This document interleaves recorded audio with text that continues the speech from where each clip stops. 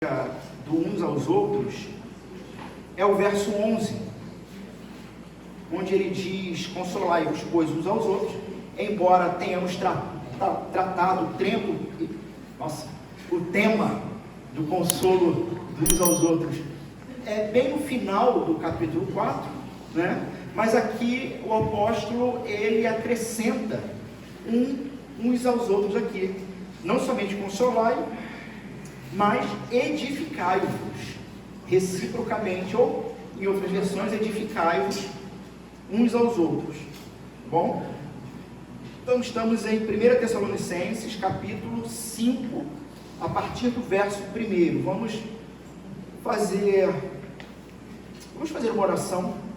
Na sequência eu leio o texto e os irmãos podem se assentar.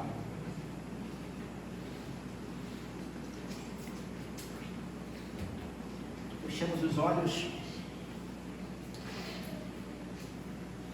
Pai Santo, nós somos gratos ao Senhor, porque o Senhor nos trouxe neste domingo aqui. O Senhor nos juntou. Andávamos perdidos, desgarrados, talvez até mesmo tantos de nós nascidos dentro de ambiente religioso, mas ainda em até algum momento da vida perdidos dentro da própria casa do Pai, como já aconteceu na parábola do pai que tinha 2 filhos. Mas o Senhor nos resgatou, o Senhor nos aproximou do Senhor mesmo, e com isso nos aproximou uns dos outros. E hoje, por causa do teu evangelho, por causa de fatos históricos acontecidos há mais de 2000 anos atrás, homens e mulheres e crianças que aqui talvez nunca se conheceriam, cantam ao mesmo Pai, cantam ao mesmo Deus. Senhor, nós somos gratos por isso, porque o Senhor nos deu uma família que nós não imaginávamos que seria possível existir, porque quando olhamos ao nosso redor, humanamente falando, não seria possível mesmo. Mas o Senhor, de maneira sobrenatural, nos chamou de filhos, nos ensina a chamar o Senhor de Pai e a ter o teu santo Filho como nosso amado irmão mais velho. Um irmão mais velho diferente de todos os outros. Um irmão mais velho que realmente não nos julga e se importa a ponto de morrer por nós. Senhor, eu peço socorro ao Senhor nesse momento. Seremos expostos à Tua Palavra, temos crianças que também serão expostas, temos os pais e mães que terão um desafio hoje. Que o Senhor nos ajude, que a própria leitura da Palavra já mova as nossas entranhas, nos faça refletir sobre a fé e a vida. Ilumina a nossa mente, aquece o nosso coração, nos socorre, Senhor. Senhor, me dá o tom, me dá a voz, me dá a expressão do Teu texto, por misericórdia e graça, em nome de Jesus. Amém. 1 Tessalonicenses, capítulo 5, do verso 1 ao 11.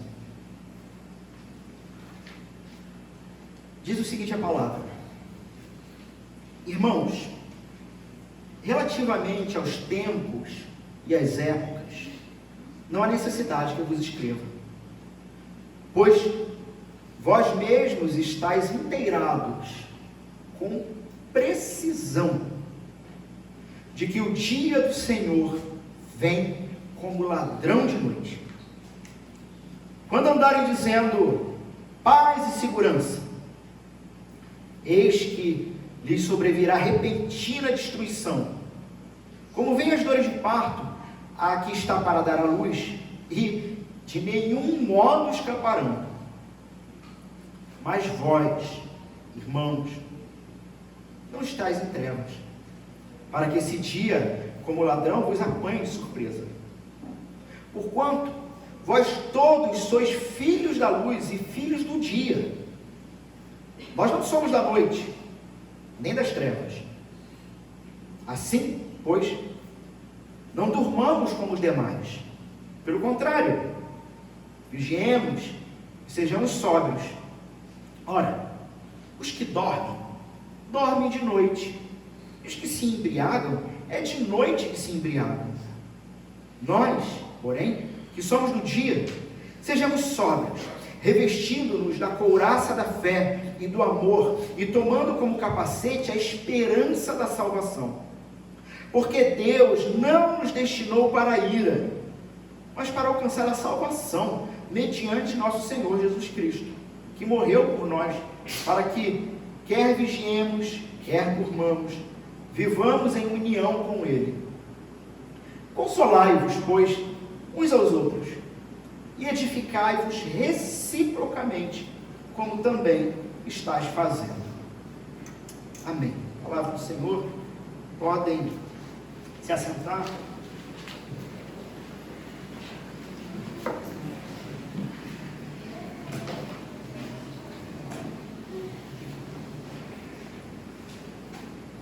Irmãos, o apóstolo Paulo,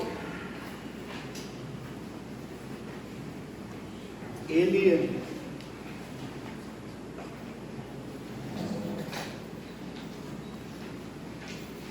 terminou lá no capítulo 4, no finalzinho do capítulo 4, nós falamos sobre ele na semana passada. Ele, na verdade, ele iniciou algumas argumentações, finalizou uma delas, e aqui então ele está começando uma nova questão, está levantando uma nova questão, Nós vimos na semana passada então uma pergunta fundamental sobre a vida: o que acontece com os cristãos que morrem? E alguns irmãos vieram depois comentar comigo. Nós tivemos algumas distrações na semana passada, porque a nossa mesa de som na semana passada deu um piripaque, um curto, não sei o que, mas graças a Deus foi feita uma manutenção e está aí, até agora, até agora tudo bem. Então na semana passada o que aconteceu é que talvez alguma coisa foi muito truncada, pela própria dificuldade que tivemos. E alguns irmãos vieram comentar comigo que parecia que eu estava defendendo o sono da alma, que ficou parecendo que eu estava defendendo isso, porque eu comecei a argumentação, e eu acho que o inimigo ficou furioso e começou a atrapalhar a gente, e o negócio embaralhou, e talvez não tenha ficado claro o ponto. Mas irmãos, além de fazer um pequeno esclarecimento sobre isso agora, o próprio texto de hoje, ele talvez uma leitura sem muita atenção, você pode não ter pegado o ponto, talvez também por causa da tradução, mas o próprio texto de hoje irá apontar para o fato de que, e é disso que o apóstolo Paulo está dizendo, uma vez que você fecha os olhos, aqui ele usa o eufemismo de dormir, e eu comentei que alguém disse de uma maneira poética que o apóstolo Paulo usa o termo dormir, porque quem dorme acorda, mas dormir no Senhor, ou seja, morrer. Aquele que fecha os olhos aqui, de fato, se encontra com o Senhor, definitivamente com o Senhor. E há aquela teoria de que a pessoa fica dormindo e aguardando e coisa e tal, para explicar melhor isso, seria necessário aí uma aula, uma exegese de texto, mas vamos ou pelo menos eu vou lançar um argumento e um outro vai aparecer no texto de hoje. Mas quando nós nos lembramos da transfiguração do Senhor Jesus Cristo, em que ele está no monte, orando, ele leva os seus discípulos, e ali então, enquanto oravam, o Senhor muda o seu corpo, suas vestes, e junto a ele estão Elias e Moisés. Elias e Moisés, né? Então, ou ali você tem uma projeção astral, sei lá, um holograma, porque segundo os teóricos do sono da alma, Elias e Moisés estão dormindo até agora, para quando Jesus voltar, todos, então, terem consciência e se levantarem, né? Ou de fato, como tantos e tantos outros textos bíblicos que vão afirmar, como Estevão, que estava sendo apedrejado e com o templo e os céus abertos, e ele mesmo recomenda a sua alma ao Senhor: Senhor, receba meu espírito, né? As últimas palavras ali de Estevão, e ele sabendo então definitivamente que fecharia os olhos deste mundo e no instante seguinte estaria com o Senhor, ao lado do Senhor. Então, tantos e tantos outros textos que nos mostram que sim, a nossa esperança se encontra em estar com o Senhor, mas que definitivamente, esse vai ser o ponto do capítulo anterior, definitivamente os mortos ressuscitarão. Os que estiverem mortos se levantarão primeiro, encontrarão com Cristo nos ares, depois, logo na sequência, os que estiverem vivos, e alguns pontos que a gente viu na semana passada, como por exemplo, que até o fim dos dias eles podem nos perseguir, eles podem nos matar, eles podem nos fazer fugir e nos espalharmos, mas que até o fim dos dias haverá cristão na terra, porque o Senhor diz que quando Ele voltar, alguns cristãos ou cristãos estarão vivos e serão então mudados após a ressurreição dos que estiverem mortos. E vimos inclusive que há uma palavra muito importante desse encontro, que era uma palavra usada para um encontro de um general, né, que está chegando. Então ele se encontra fora da cidade e o seu cortejo vai ao seu encontro e entra com ele na cidade. Jesus entra com o seu povo para a consumação de todas as coisas. Bom, o apóstolo Paulo então, ele está deixando isso claro: vocês precisam diferente, ele está falando isso com a igreja, vocês precisam ser diferentes daqueles que não são cristãos, dos ímpios. Vocês precisam ter uma vida santa, uma vida amorosa, de amor, uns para com os outros, e vocês precisam ter esperança, porque o ímpio, o não cristão, não tem esperança. Muito bem, e aí nos surge o texto de hoje. Talvez algumas preocupações da época que eu trago para vocês hoje. Pare e pense por um instante na sua vida. Você definitivamente, irmãos, aqui estamos tratando de um tema que não dá para brincar com isso. Aqui é um tema, aqui é binário, é 0 ou 1. Aqui não dá para brincar com isso. Você está preparado para se encontrar com Jesus? Essa é a pergunta. Você está preparado para se encontrar com Jesus? Uma pergunta que assolava os Tessalonicenses da época.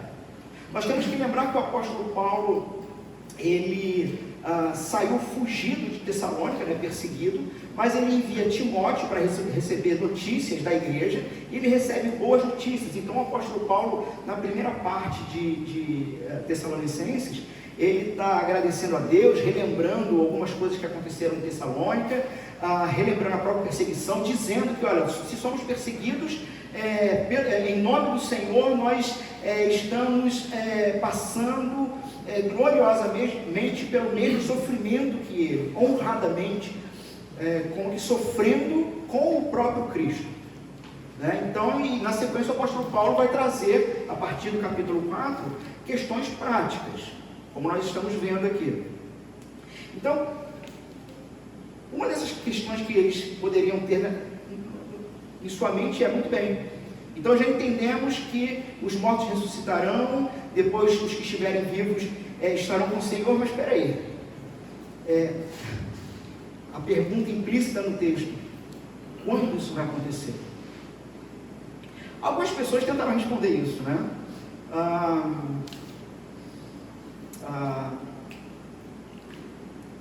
esqueci o nome daquela senhora do Adventismo. Ellen White.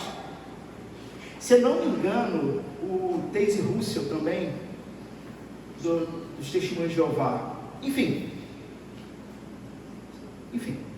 vários falsos profetas, falsos pastores, até os dias de hoje, né? Quando ele joga no Google, tu vai encontrar aí um doido. Desculpa, é doido. Ele não é doido só porque ele é doido, não. Ele é doido porque ele está olhando, pegando o texto e está acrescentando coisa que a palavra diz. Aquele que acrescentar qualquer coisa, essa palavra é maldito, é anátema. Então eu vou chamar o cara de doido, é até uma maneira de aliviar o caso dele. Mas essa foi a pergunta que foi feita na época. Quando isso vai acontecer? E a gente vai ver nesse texto que o apóstolo Paulo vai ensinar que observar, marcar a data, observar sinais, que isso não tem relação com se preparar para esse grande dia. Então essa é a primeira questão. Você está preparado para se encontrar com Jesus? Aí tu pergunta, peraí, quando que ele volta? Porque aí talvez dê tempo de eu me preparar. E talvez se eu souber quando ele volta, né, então eu tenho tempo ainda para curtir, né, curtindo a vida doidada, cantando por aí nas ruas, e chegando perto, ou quem sabe um dia antes da volta, eu me prepare. E o ponto do apóstolo Paulo é que marcar datas e sinais não é essa a questão. A questão é que você precisa de encorajamento hoje para começar a viver como um cristão hoje. Quando lá no verso 11, no finalzinho do texto, ele vai dizer sobre consolar uns aos outros, como ele já falou no final do 4, e vai acrescentar, e edificai-vos reciprocamente uns aos outros. A ideia de edificação aqui é literalmente uma ideia de construção, né? De edificação, de construção. Ou seja, ele vai dar toda a argumentação preocupado com o seguinte: você tem que saber o porquê você hoje tem que intencionalmente construir uma vida para o encontro com o Senhor.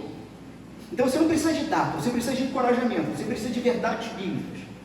Você precisa de verdade do céu que toque no seu coração para que você definitivamente resolva viver como um cristão, diariamente, e não apenas um cristão nominalmente, um cristão de boca. Dentre esses encorajamentos, o apóstolo Paulo ele vai deixar claro que a gente precisa estar à altura de uma nova posição. O cristão é aquela pessoa que foi tirada de um determinado estado da vida. Então veja, eu estou aqui meio que dando um panorama para vocês no texto. O cristão é aquele que ele foi tirado de uma posição da vida que ele vivia, foi colocado numa nova posição, recebeu um novo status, onde agora ele é chamado de filho da luz. Filho da luz, cidadão dos céus. E Paulo está argumentando de que esse status, essa verdade, precisa te encorajar a tomar decisões no dia a dia, a viver como cristão. E mais, que esse status, essa posição que você foi colocado de filho da luz, filho de Deus, não foi por suas obras pessoais, foi por Jesus Cristo, por causa do que Jesus fez. Então, basicamente, irmãos, esse é o texto que nós temos em mãos para trabalharmos nessa noite.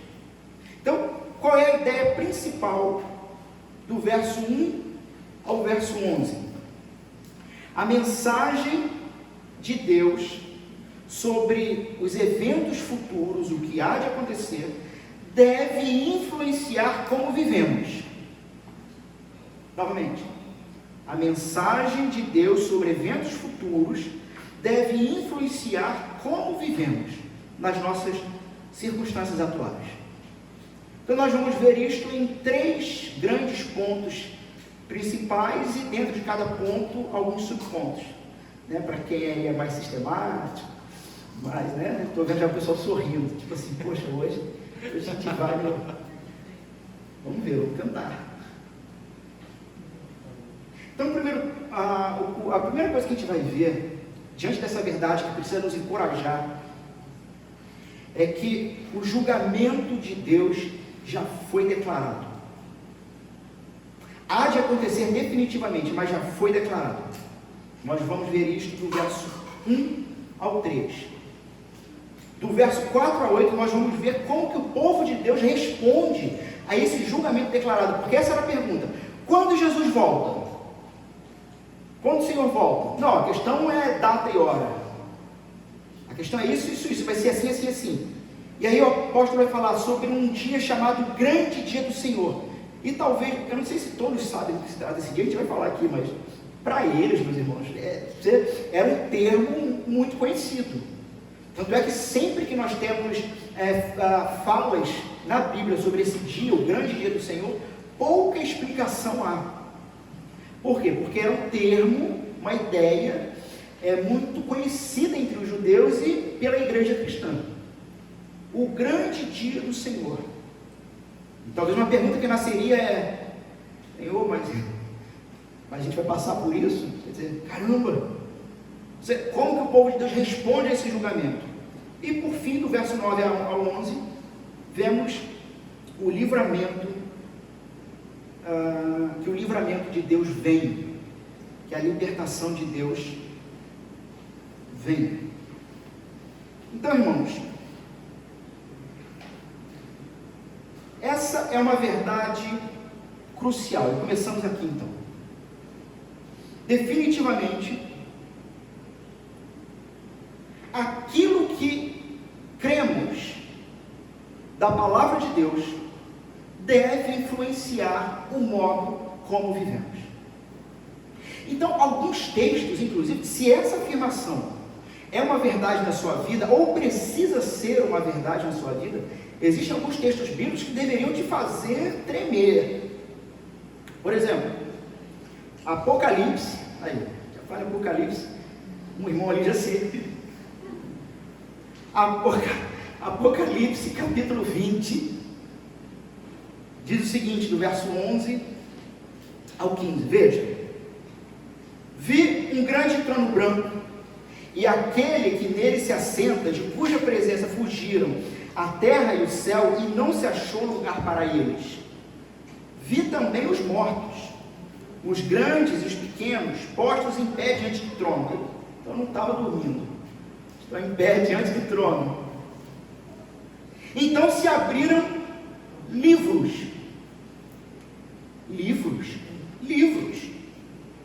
Ainda outro livro. O livro da vida foi aberto. Estou no verso 12.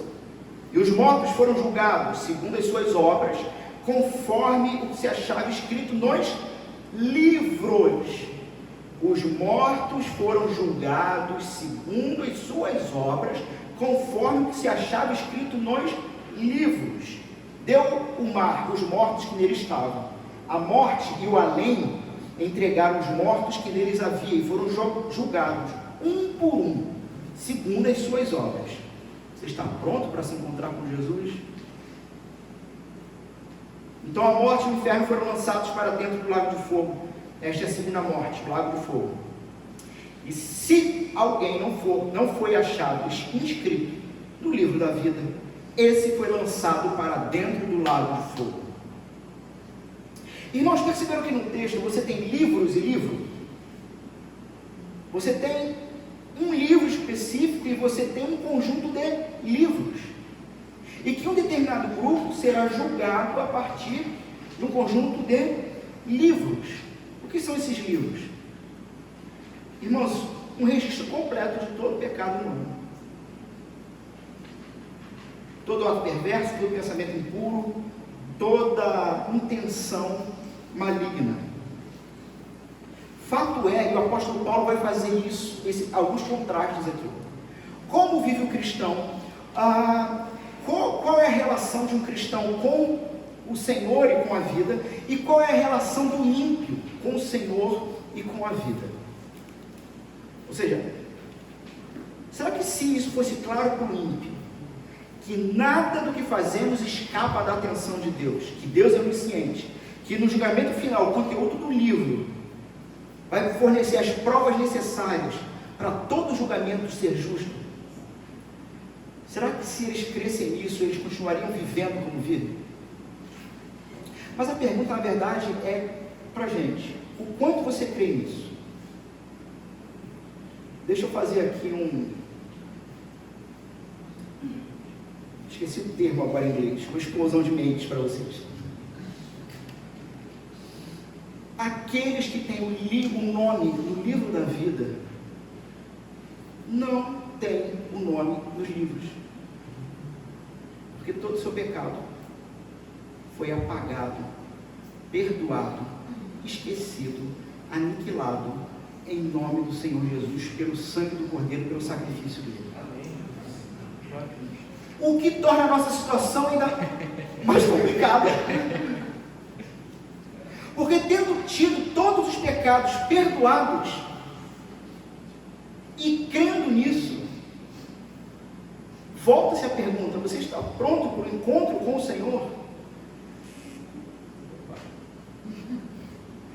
Como ainda vivemos como os ímpios? Mesmo sabendo que estamos perdoados, sabendo que estamos perdoados, você quer encorajamento maior para viver do que esse? Bom, irmãos, esse então é um fato. A partir dessa realidade, o apóstolo Paulo está tratando. Durante a breve estada de Paulo em Tessalônica, ele ensinou a igreja sobre um próximo dia, um dia próximo, um dia de julgamento. No entanto, apesar disso, esses ensinamentos, os tessalonicenses ainda tinham intriga com alguns detalhes, algumas perguntas básicas. O que acontece com o cristão que morre antes do retorno? Ele já respondeu. Seria possível que de alguma forma tivessem perdido o retorno do Senhor e agora estivessem vivendo longe do dia do Senhor? Ele já respondeu: não, todos irão passar por esse dia. Quais seriam os sinais indicando que o fim dos tempos havia chegado? O apóstolo Paulo, então, está tratando desses temas aqui e também em 2 Tessalonicenses. Bom, irmãos, então, o juízo de Deus é declarado. Não é necessário, irmãos, que eu lhes escreva sobre quando e como tudo isso vai acontecer, pois vocês sabem muito bem que o dia do Senhor virá inesperadamente, como um ladrão da noite. Quando as pessoas disserem tudo está em paz e seguro, então o desastre lhes sobrevirá. Eu gosto demais dessa versão. O desastre lhes sobrevirá tão repentinamente como iniciam as dores de parto de uma mulher grávida, e não haverá escapatória. Então, há uma pergunta implícita que o texto começa: quando Jesus volta? E parece uma pergunta justa, para que você possa se preparar. Mas Paulo diz que ele não precisa dizer isso para eles. Por quê? Todo o conhecimento que eles precisam para esse preparo ele já tem. Ou seja, data e hora não é o fator importante. Você só precisa não perder de vista um fato: a volta do Senhor é iminente. Então, talvez, se há uma afirmação em todo esse texto, se há uma verdade clara e declarada que nunca pode sair da mente do cristão, é que a volta do Senhor é iminente. Ele de fato está voltando. Quando eu era criança e ouvi o pastor falar isso, é porque eu lembrei disso agora, irmãos. Mas eu sempre imaginava assim, que ele estava lá longe no espaço e tipo assim, ele está voltando, está longe, porque a gente pode ter essa impressão de que ele está numa peregrinação. Não. Algumas coisas precisam acontecer até a volta dele, mas é uma realidade, isso vai acontecer. O pastor chamado John MacArthur, comentando esse texto, ele vai dizer o seguinte: estar espiritualmente preparado para o retorno de Cristo não envolve marcar datas, observar o relógio ou procurar sinais. Deus escolheu não revelar o tempo específico dos eventos do fim dos tempos, para que todos os crentes vivam em constante expectativa pelo fim dos tempos. Analise por um instante o seu próprio coração. Quando foi a última vez que, em algum momento, você parou para refletir? Ele vai voltar e eu aguardo ansiosamente. Por que essa pergunta é importante? Porque se não tivermos essa pergunta, temos a tendência de vivermos como os ímpios. E como os ímpios vivem? Comamos e bebamos, porque amanhã morreremos. Vivem como se não houvesse amanhã. Homens e mulheres sem de fato esperança para a vida, aguardando o que no fim? Não sabem. Por conta disso, dedicam a sua vida e dedicam toda a sua vida a ganhar dinheiro. Poderia dar vários outros exemplos, mas me parece que esse é um tema que, de uma forma geral, mexe com todos. Dedicam a sua vida muito mais ao trabalho secular, aos estudos, do que minimamente ter um tempo pessoal diário com Deus. Porque esquecem, Ele está às portas. E vai, irmãos, o que o apóstolo Paulo está dizendo aqui é que vai ser uma situação que é a qualquer momento. Quantos de nós e quantas igrejas por aí, infelizmente, parece que perderam essa doutrina de vista e realmente constroem ministérios a partir de finanças. Sabe, é o culto do empresário. Tem um lugar aí que as segundas-feiras tem. Quem quiser ir lá depois, a gente chama para o gabinete. Ou seja, lugares que realmente perderam de vista a doutrina do retorno de Cristo, da consumação de todas as coisas. E veja que eu não estou falando de ímpios, eu estou falando de cristãos. Cristãos que perderam de vista o sentido da vida e o sentido da fé. E que por conta disso, vivem para acúmulo nesse mundo. Sabe, para acumular, para ter. Ok, mas ter para quê e por quê? É muito interessante quando você olha para os puritanos e que eles falam sobre trabalho e sobre vida. Quando eles dizem o seguinte: faça o seu melhor, cobre o preço justo, que seja para a glória de Deus. E tendo, auxilie quem não tem. E tendo, faça com e por quem não pode fazer. Lembrando, primeiros da fé, primeiros da casa, né? Não faz sentido algum, por exemplo, nós começarmos a fazer distribuição de, sei lá, algum item caseiro por aí, sem primeiro ver se os da casa todos estão supridos. Isso não faz o menor sentido. Essa é a ideia. Bom, então as informações que vocês têm, vocês precisam de preparação, de edificação. Aliás, e talvez esse seja um tema, vocês já têm muitas informações. Nós já temos muita informação. O que me parece é que falta conexão prática às vezes com a vida. O que me parece é que falta às vezes conectarmos aquilo que nós cremos realmente com aquilo que nós fazemos. É olharmos ao nosso redor e analisarmos e pensarmos a partir de um padrão, de uma cosmovisão bíblica. E o apóstolo Paulo aqui, ele está desafiando os tessalonicenses a viverem então, de fato, à luz das informações que Deus já deu. Essa declaração dele, vocês sabem, é bastante semelhante aqui ao final do capítulo 4.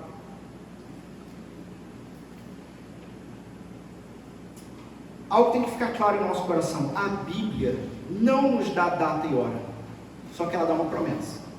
Qual é a promessa? Cristo está vindo. E uma igreja que se torna indiferente a essa mensagem, a essa doutrina, ela carece de motivação. Uma igreja que está indiferente a essa mensagem carece de motivação. Em contrapartida, uma igreja, às vezes em pânico, uma perseguição, como os tessalonicenses viviam, né? Uma igreja desequilibrada, talvez, em alguns pontos, ela precisa de paz.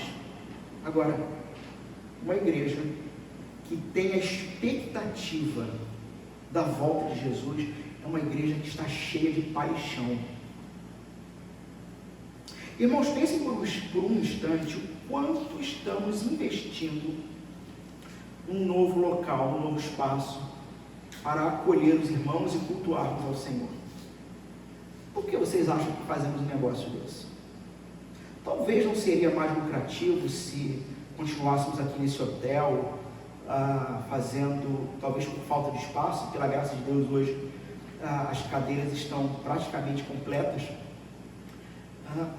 Talvez não seria mais lucrativo e produtivo nos mantermos aqui e fazermos 2 ou 3 cultos?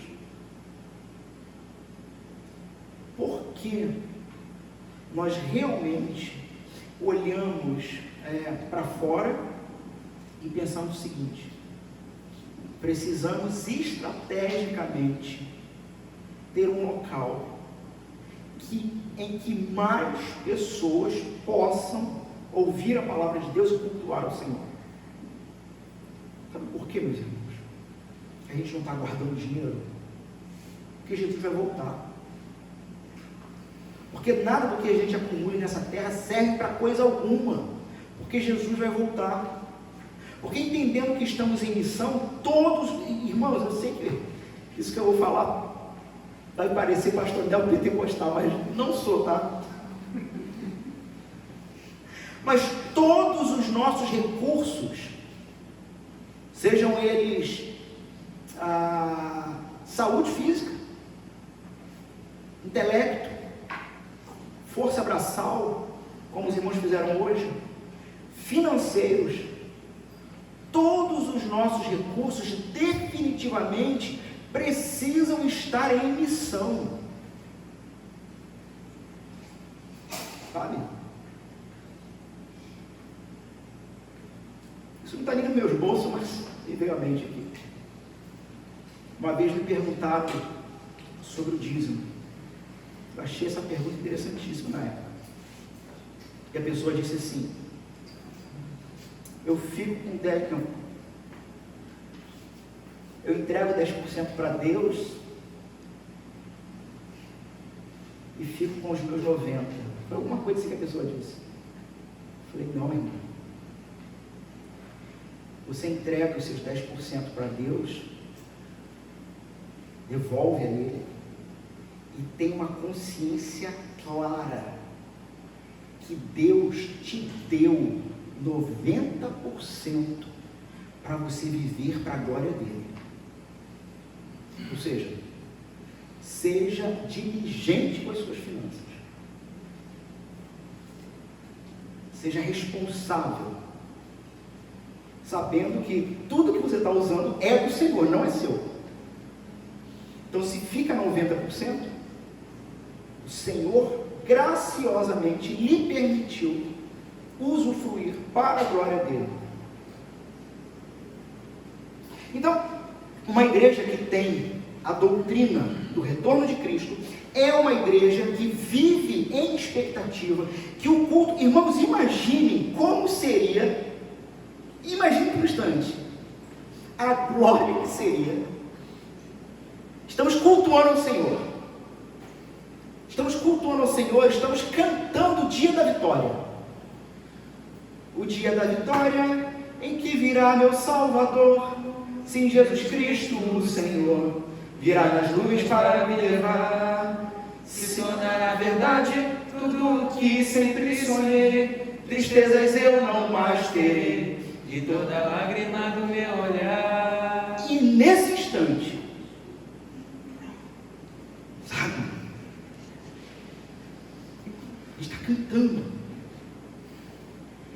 Percebe como que essa doutrina, ela faz você centrar de novo? Estava andando na vida já, poxa, amanhã eu tenho prova, amanhã eu tenho conta, amanhã eu tenho que fazer, amanhã eu tenho que ir lá na cidade resolver um problema. De repente, mas o Senhor vai voltar. E aí você está cultuando. E Ele volta. Não há mais tristeza, não há mais lágrimas, não há mais dor, não há mais injustiça, não vai ter nem eleição. Acabou a eleição. Pensou? Acabou o imposto.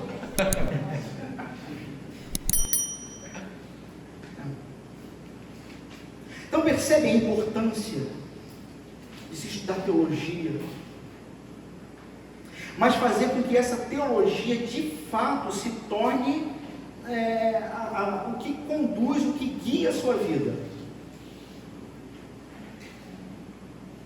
É uma igreja então, que vive em expectativa e que vive apaixonada, entendendo que esse termo paixão, ele é um termo que ele tem relação com entranhas, com algo que te inclina sem reflexão. Essa é a ideia de paixão. Uma igreja apaixonada por Jesus. Sei que parece clichê também, mas é uma verdade. Homens e mulheres que, envolvidos por essa paixão, a partir dessa doutrina, Ele vai voltar. São capazes de serem os melhores funcionários que um patrão gostaria de ter. Os melhores patrões que um funcionário gostaria de ter. Pessoas amáveis, graciosas, pessoas que amam Jesus, pessoas que querem que as pessoas ao seu redor se encontrem com Jesus. Mas por quê, pastor? Porque Ele vai voltar. E vai ser assim. Vai ser como um ladrão que chega à noite. Que, como lemos na nossa liturgia, se você soubesse quando o ladrão vem, você trancaria as portas. Ou seja, é repentino. A gente não está falando aqui de deixados para trás, não, tá? Aquele filme que alguém some e fica só as roupas, né? Que cena estranha, né? As roupas ficaram no filme. Não é isso. Todo olho verá. Todos verão. Irmãos, essa doutrina é para deixar claro que nós não somos deste mundo. Nós não somos desta terra, nós não somos dessa cidade caída, nós não somos mais cidadãos da grande Babilônia. Por que ainda temos certos costumes de Babilônia? Não precisa. Você não precisa se matar para agradar a Babilônia. Você não precisa se matar nessa vida para que as pessoas ao seu redor olhem para você e te considerem alguém honrado. Jesus te honra e te faz ser alguém admirado. Mas veja, não pelas coisas boas que você faz, mas claramente você pode dizer: se há alguma coisa admirável em mim, se há alguma coisa louvável em mim, não sou eu, é Cristo agindo em mim. Seu cristão.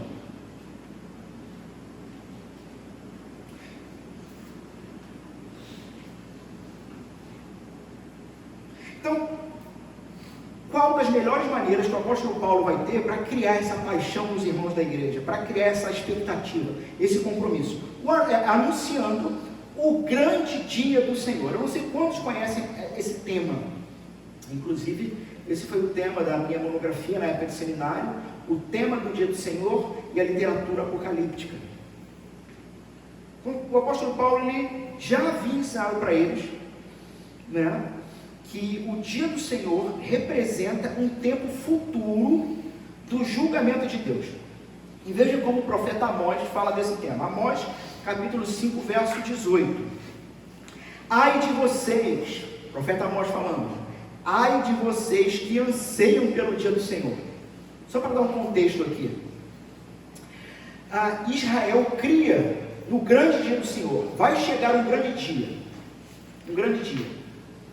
Só que Israel cria no grande dia do Senhor e entendia que porque eles frequentavam a igreja, eu estou aqui contextualizando, tá? Ou seja, só porque eram israelitas, porque tinham uma religião, que só porque eles tinham as suas práticas e rituais religiosos, que isso faria com que todos eles recebessem benefícios do dia do Senhor. E quando os profetas vêm falando, Amós, Joel e outros, falando sobre o grande dia do Senhor, ele vai dizendo, não, olha só, sim, o dia do Senhor vai ser dia de salvação, mas também vai ser dia de juízo. De que lado você vai estar? Esse é o ponto. Então é por isso que o profeta está dizendo, ai de vós, tipo assim, vocês estão aguardando a volta de Jesus, você está pronto para isso? Você sabe o que significa o retorno de Jesus? Ai de vós que anseiam pelo dia do Senhor. E Amós continua, capítulo 5, verso 18 em diante. O que será o dia do Senhor para você? E olha o que o profeta está dizendo. Será escuridão e não luz, porque ele está falando para um povo duro de se arrepender. Um povo que, porque tinha práticas religiosas, porque frequentava a igreja, porque era fiéis no que fosse, por causa disso, por causa das suas obras, um povo que queria se garantir diante do Senhor. E o profeta está dizendo, você não tem noção do que você está falando, você não tem noção. Será escuridão e não luz, será como um homem que foge de um leão apenas para ser confrontado por um urso. Ele vai para casa e descansa a mão contra a parede apenas para ser picado por uma cobra. O dia do Senhor não será mais trevas do que luz. Perdão, o dia do Senhor não será mais trevas do que luz, trevas sem resplendor. Lógico, o profeta está anunciando o dia do Senhor para homens e mulheres de coração duro, que vivem como querem. Profeta Joel, capítulo 2. Toquem a trombeta em Sião e deem o alarme no meu santo monte, que todos os moradores da terra tremam, porque o dia do Senhor está chegando, já está próximo. É dia de trevas e escuridão, dia de nuvens e densas trevas, como a luz do amanhecer sobre os montes, assim se difunde um povo grande e poderoso, como nunca houve igual desde os tempos antigos, nem haverá outros depois deles. Mais abaixo, no capítulo 2, o Senhor levanta, verso 11, o Senhor levanta a voz diante do seu exército, porque o seu arraial é enorme, e quem executa as suas ordens é poderoso. Sim, grande e muito terrível é o dia do Senhor. Quem poderá suportar? Então, em outras palavras, o dia da vitória em que virá o Salvador, Jesus Cristo, o Senhor, este é o grande dia do Senhor. Você está pronto para encontrá-lo? Eu já fiz essa pergunta aqui antes, é uma pergunta tão incômoda, por isso que eu gosto de fazer. Você está pronto para encontrá-lo por quê?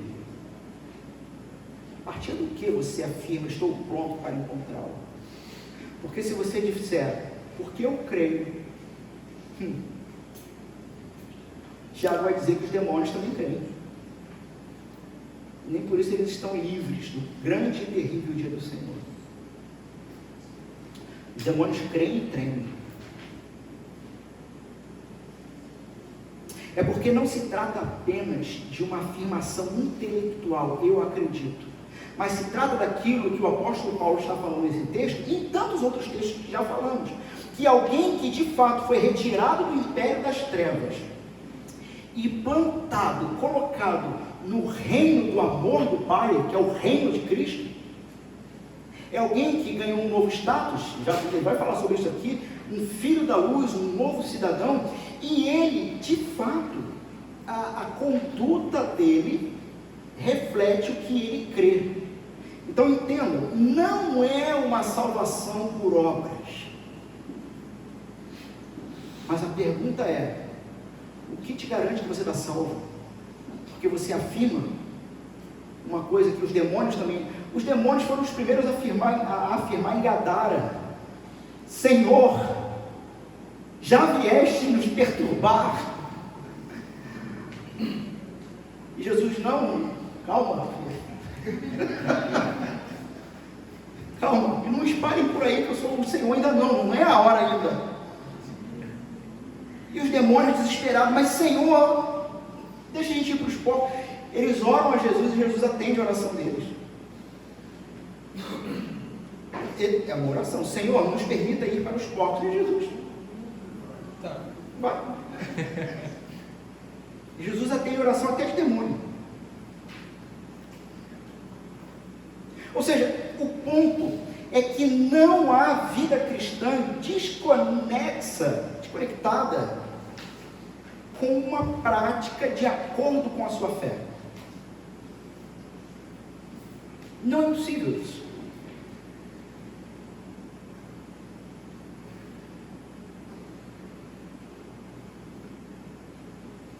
Paulo, então, ele está aqui procurando tranquilizar os tessalonicenses sobre o que eles já sabem e encorajá-los à fidelidade à luz da vinda do Senhor Jesus. Então, irmãos, uma coisa que precisa ficar clara para nós é que o anúncio do dia do Senhor não é uma ameaça para os cristãos, porque é este anúncio que Paulo está usando para encorajar os cristãos. O ponto é, você crê que ele vai voltar? Sendo de fato alguém que ama o Senhor Jesus, não há com que se preocupar. Um outro contraste, inclusive, né? Que não é só uma questão de crença, mas é como você se relaciona com essa crença. Você ama essa crença? Você ama a fé no Senhor Jesus? Você vai agir de acordo.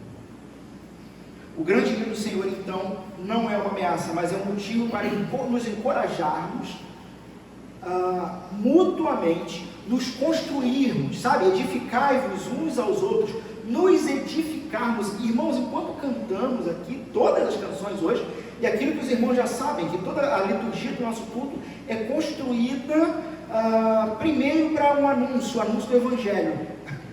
Toda a nossa liturgia anuncia o Evangelho. Mas ela também, ao mesmo tempo, é construída para o sermão. Enquanto nós cantávamos, depois revise em casa toda a letra do que cantamos.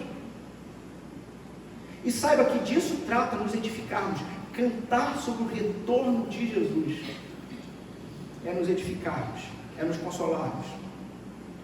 É um motivo para nos encorajar a sermos obedientes ao Senhor diante das dificuldades da vida. É motivo para tranquilizar o nosso futuro. Irmãos, o dia do Senhor, então, está próximo. E nós temos um resultado que é preocupante no verso 3. Quando andarem dizendo paz e segurança,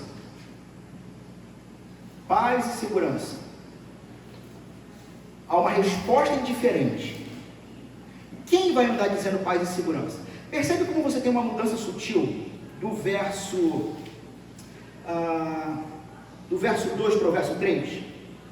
No verso 2 diz, vocês sabem. Estou falando de vocês. E no verso 3 diz, quando andarem dizendo. Quem é que vai andar por aí dizendo paz e segurança? São vocês? Os cristãos? Não, são os ímpios. Lembrando, inclusive, que você está falando de um contexto da Pax Romana, ou seja, uma paz e segurança através da violência. Quando andar então dizendo paz e segurança, eis que lhes sobrevirá, será repentino, como vêm as dores de parto. Ou seja, hoje em dia, os exames, o ultrassom e tudo mais, os medicamentos, você consegue até induzir um parto, né? Enfim, consegue prever. Mas o contexto da época é, a mulher está grávida, o marido está crescendo.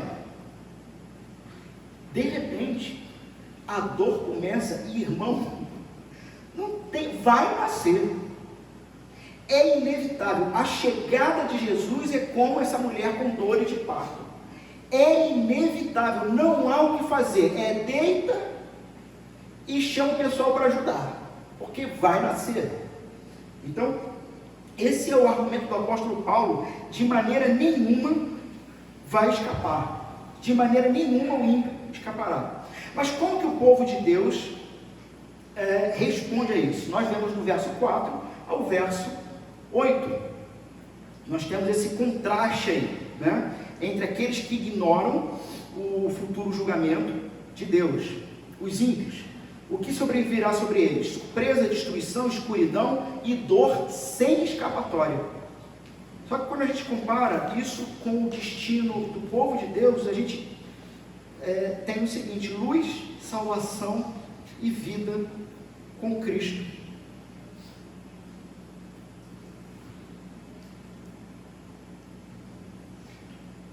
O povo de Deus responde como? Primeiro, eles andam na luz. Eles serão pegos de surpresa. Vocês não. Porque vocês já vivem dia a dia o reino. Dentro do reino. A partir de um reino. Vocês não serão pegos de surpresa. Por quê, irmãos? Porque vocês não estão nas trevas. Para que esse dia te apanhe como um ladrão, né? Não há para nós surpresa, não há para nós terror. Somos chamados então de filhos da luz, filhos do dia. Não vivemos mais em trevas, não vivemos mais como os que vivem na escuridão.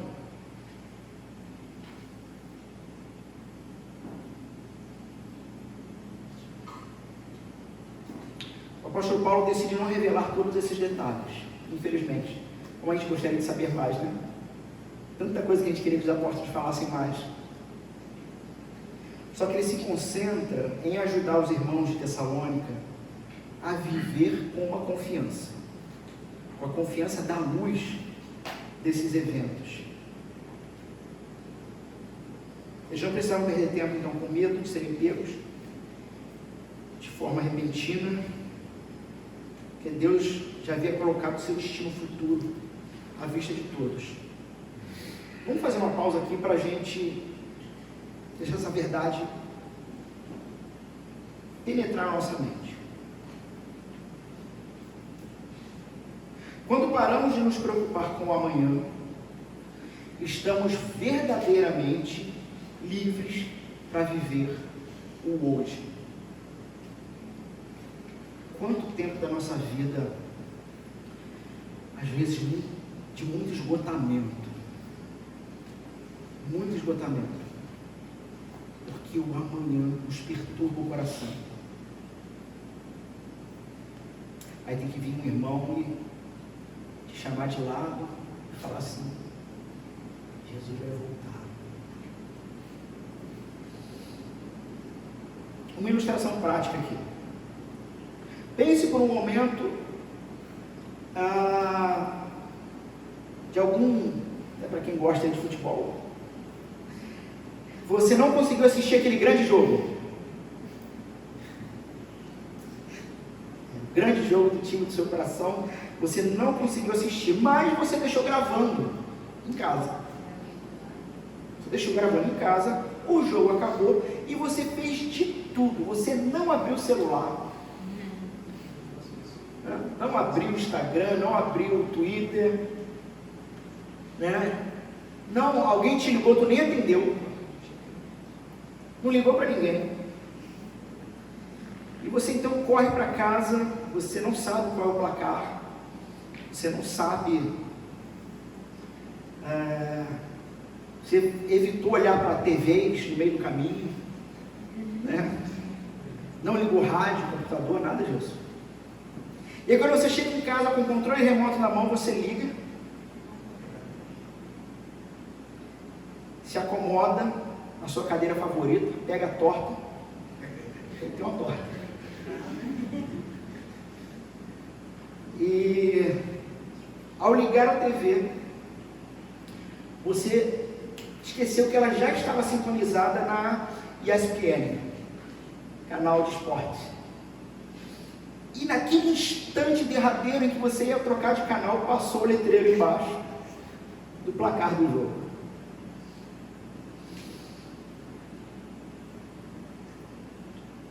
você pensa, sua noite está arruinada?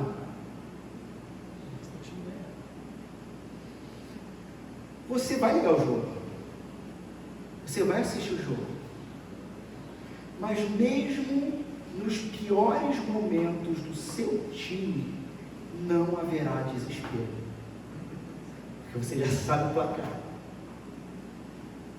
Não é nenhum. Lógico, você perde ali a expectativa e a emoção.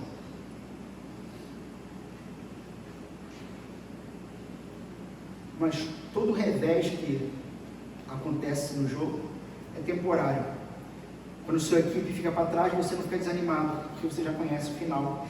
E em um sentido real, quando o futuro não está em dúvida, o presente é mais agradável. Não há dúvidas quanto ao futuro. O apóstolo está tratando então de um certo desânimo e incerteza em relação ao futuro dos irmãos na época. Mas eles agora podem encarar o futuro com esperança. Eles podem encarar o presente com propósito. Se eu já sei do que se trata o reino, do que se trata o fim, de quem eu sou dentro desse reino, eu vivo com propósito. Eu sei pelo que vivo. Eu sei a quem me dedico. Eu sei qual vai ser o final. Eu não vivo um dia de forma aleatória. Eu não vivo um dia de cada vez, não. Eu vivo todos os dias dentro do reino. E mais. Diante da verdade do dia do Senhor, o seu passado agora se torna sem arrependimento. O que eu estou querendo dizer? Que eu não tenho que me arrepender de pecado? Não é isso. Conversão inicia, talvez não é um bom termo, mas não há conversão sem arrependimento de pecados. Conversão verdadeira. Só que não há mais aquele tipo de conflito que pode haver na mente, no coração de muitos, do tipo, olha para a minha vida como está hoje, se eu tivesse feito isso, se eu tivesse feito aquilo, tudo poderia ser diferente. Não importa mais. Não importa mais. Você não precisa se martirizar mais pelo que você fez ou deixou de fazer no passado. Não faz mais diferença, porque você tem um presente novo e um futuro certo no Senhor Jesus Cristo.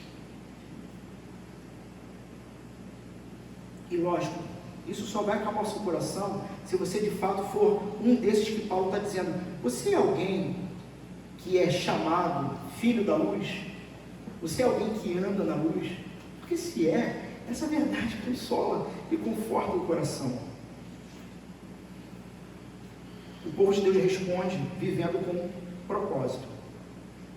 Assim, pois, não durmamos como os demais. Pelo contrário, vigiemos e sejamos sóbrios. Ora, os que dormem de noite, os que se embriagam de noite, se embriagam. Nós, porém, o apóstolo Paulo faz novamente aqui a diferença. Irmãos, eu não vou esmiuçar esses os últimos versos para podermos caminhar para a ceia do Senhor, mas eu vou fechar esse sermão hoje. O apóstolo Paulo, ele faz novamente essa diferenciação, de quem é quem. Nós, porém, que somos do dia, sejamos sóbrios, revestindo-nos da couraça da fé e do amor, e tomando como capacete a esperança da salvação. Ou seja, ser cristão significa uma coisa, significa algo. Significa que você anda na luz.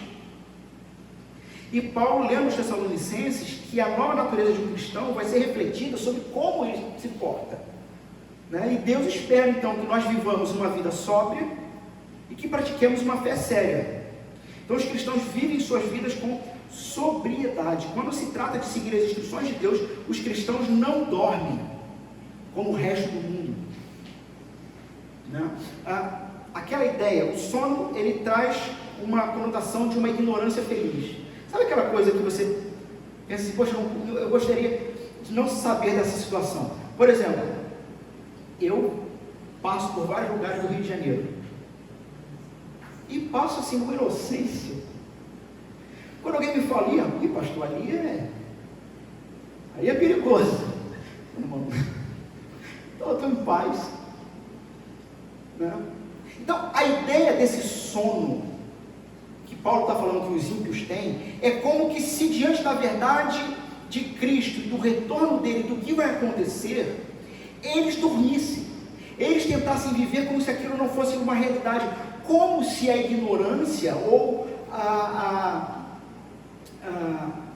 o fato de ignorar essa realidade fosse mudar essa realidade. Só que Paulo está dizendo, não, nós não vivemos assim, né? Como alguém uma vez já disse, você sabe como resolver qualquer problema de um carro? Né? Você sabe como resolver qualquer problema de um carro? É muito simples, aumenta o rádio. Está fazendo um barulho estranho, aumenta o rádio, pronto, não vai ouvir mais. E muitos vivem dessa premissa, ignorando a palavra de Deus. Só que nossos problemas nunca dormem. O apóstolo Paulo instrui os Tessalonicenses a serem sérios. A ideia aqui é viver uma vida autocontrolada. É realmente tomar as rédeas da vida. Não permitir que as circunstâncias ou seu próprio coração enlouqueça com essa vida. Sejam sóbrios, estejam atentos. João Calvino, comentando isso, ele vai dizer o seguinte: se dizemos que somos cristãos, vamos levar isso a sério, abandonando os cuidados do mundo que nos sobrecarregam por causa do seu peso e jogando fora as luxúrias vis, subamos ao céu com liberdade e vivacidade. É sobriedade espiritual quando usamos esse mundo com tanta moderação e com tanta atenção que não somos enredados nas seduções desse mundo. Em outras palavras, a maneira como você pode vir a brincar com as seduções mundanas e faz pensar o quão seriamente você leva a sua fé. Novamente, como você lida com o mundo? Como você lida com as seduções mundanas? Você brinca com isso? Deixa eu falar um negócio aqui que já tivemos situações assim, graças a Deus não temos mais, já falei quando aconteceu e vou falar agora e vou falar sempre. Como eu já falei, eu sou o pastor de vocês, então não estou jogando conversa fora, estou falando com vocês. Cristão que namora um não cristão, está brincando. Está brincando. Quer dizer, o quão seriamente você leva a realidade do retorno do Cristo e o povo dele reinando, e você está realmente considerando constituir família com não cristão. Perigoso. Perigoso.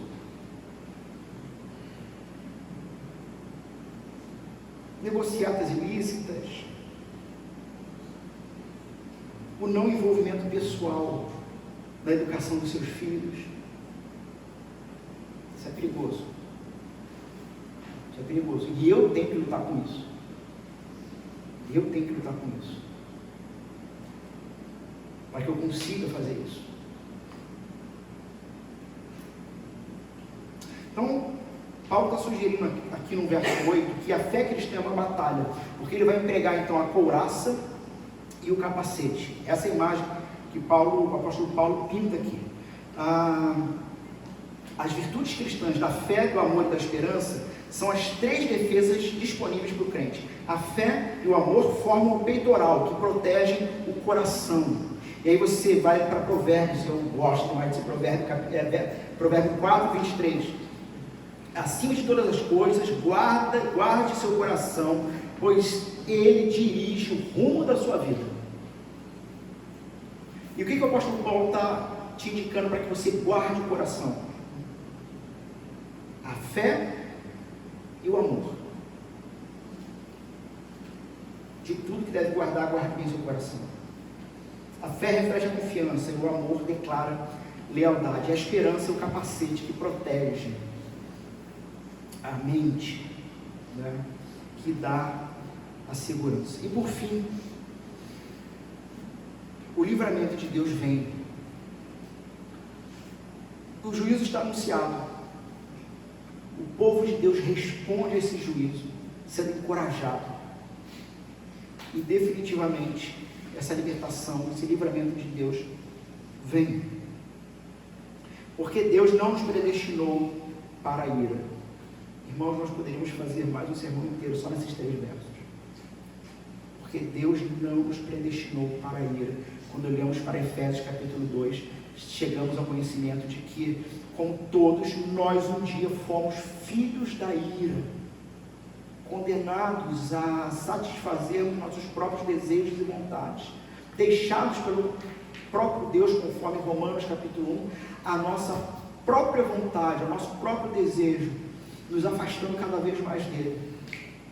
Mas o povo de Deus é um povo em que que a própria palavra de Deus declara: vocês não foram destinados para a ira. Vocês não, o grande dia do Senhor, a volta dele, não será dia de trevas para nós, mas dia de luz. Não fomos destinados para a ira, mas para alcançar a salvação, uma salvação que é mediante o Senhor Jesus Cristo, e não uma salvação mediante nossas próprias obras. Porque Cristo morreu por nós para que vigiemos, irmãos, aqui. Versão da NVT diz o seguinte, verso 10: Ele morreu por nós, para que, olha o objetivo, esse para que é espetacular, para que, quer estejamos acordados, quer dormindo, e dormindo aqui, meus irmãos, o apóstolo Paulo novamente está usando a metáfora, não é uma soneca, é morte, morto. Vivamos unidos a Ele.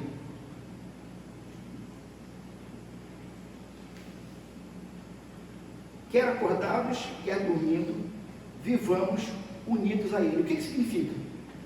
Irmãos, temos que lembrar, a partir de Gênesis capítulo 3, que estar morto é estar distante de Deus. Adão e Eva morrem em vida. Porque, primeiro, há uma morte espiritual. Ora, o ser humano é matéria e espírito. Deus é espírito. O ser humano morre espiritualmente. Perde a conexão com o ser que é somente espírito. A consequência disso é que ele é fadado agora também morrer fisicamente. E se ele morre fisicamente, estando morto espiritualmente, o que lhe aguarda é a morte eterna. E o que é a morte eterna? É eternamente desconectado de um ser que é doce e amável. Se está desconectado de um ser que é doce e amável, o que vai experimentar eternamente? A justa ira de um ser que é doce e amável e foi afrontado. É isso que aguarda a eternidade. Nesse sentido, quando você olha para a cruz e Jesus vai proclamar: Deus meu, por que me desamparaste? E você tem uma coisa que nunca aconteceu em toda a eternidade pretérita, uma desconexão, uma separação entre o Pai e o Filho ali. Jesus Cristo como Adão no jardim, só que agora numa cruz, morre em vida. Estar morto é primariamente estar distante de Deus. E aí a gente olha para Mateus capítulo 22. Quanto à ressurreição dos mortos, vocês nunca leram o que Deus disse a vocês? Eu sou o Deus de Abraão, Deus de Isaac, Deus de Jacó. Ele não é Deus dos mortos, é Deus dos vivos. Porque quem fecha os olhos nesse mundo está vivo com o Senhor. E Ele morreu para isso, para que estando caminhando aqui vivos, ou estando mortos. Irmãos, nesse sentido, já pararam para pensar que você e o teu bisavô, que amava Jesus, os dois estão completamente, e que já se encontram no Senhor, os dois estão completamente conectados no Senhor. Igual. Conectados com o Senhor. Da mesma forma que nós podemos falar com o Senhor, Ele também fala com o Senhor. Da mesma forma que nós estamos na expectativa do retorno do Senhor, Ele também está na expectativa do retorno do Senhor, teu tataravô, que amava Jesus. E assim nós somos libertos do desânimo e edificados na palavra de Deus.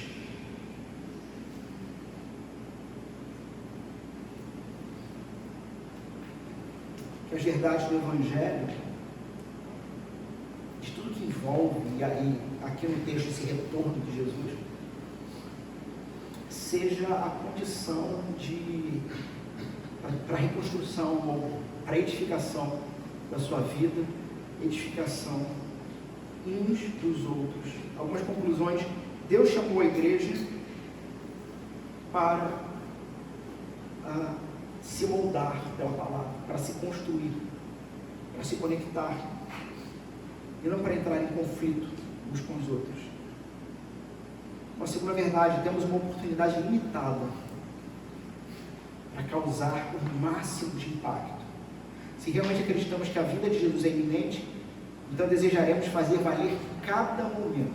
Cada momento da sua vida é importante, porque a vida é curta, mas Deus te deu ela para causar um impacto da verdade do Evangelho. Deus fornece segurança, mas nós devemos assumir riscos. Se você tem alguma dúvida sobre o seu futuro como cristão, então você precisa ouvir novamente a declaração de Paulo, porque Deus não nos destinou para a ira, mas para alcançarmos a salvação por meio do nosso Senhor Jesus Cristo, que morreu por nós, para que, se acordados ou dormindo, vivamos juntos com Ele.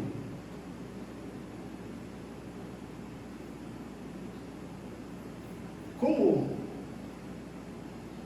que isso tem a ver com assumir risco e segurança máxima? Vamos lá, e aqui a gente fecha. Fé e fé na verdade do Evangelho, fé verdadeira, fé atuante, é a disposição para parecer tolo. Parecer um tolo? Noé parecia tolo, construindo um barco no meio de um deserto. O exército israelita parecia tolo, marchando ao redor de Jericó, tocando trombeta. Um menino, pastor de ovelhas chamado Davi, parecia tolo, atacando um gigante com um estilingue. Os magos pareciam tolos ao rastrear uma estrela até Jerusalém.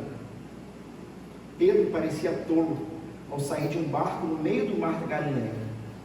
Jesus parecia tolo, usando nu uma coroa de espinhos. Mas quais foram os resultados da tolice da fé? Uma vida construída definitivamente a partir da palavra de Deus. Noé foi salvo do dilúvio, os muros caíram, Davi derrotou Golias, os magos descobriram o Messias, Pedro andou sobre a água e Jesus foi coroado Rei dos Reis. Com Deus, correr riscos não é um salto tolo para o desconhecido, é um passo ousado para uma vida de total dependência. Com Deus, correr riscos não é um salto tolo, mas é um passo ousado para uma vida de total dependência do Senhor Jesus. Vamos fechar nossos olhos e vamos nos preparar para a mesa do Senhor.